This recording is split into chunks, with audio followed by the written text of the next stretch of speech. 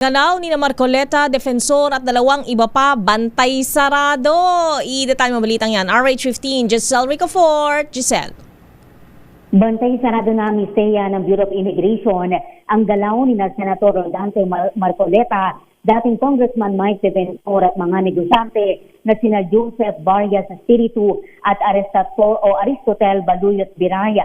Kasunod ito ng inisyong precautionary hold departure order ng Sandigan Bayan dahil sa plunder at indirect bribery complaints ng Ombudsman kaugnay ng 75 milyong piso na campaign donation.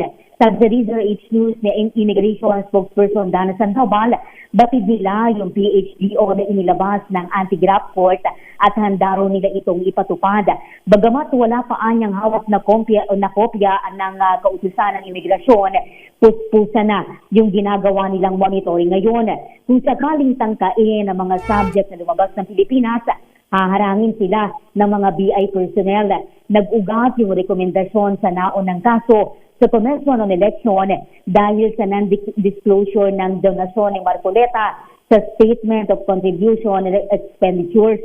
Noong Enero 2025, nag-donate di umano sina Defensor, Espiritu at Biray ng 30 milyong piso, 25 milyong piso at 20 milyong piso para sa senatorial bid ni Marcoleta. Una nang iginiit ng senador na walang katotohanan yung akusasyon na isa lamang pag-atake sa senadora.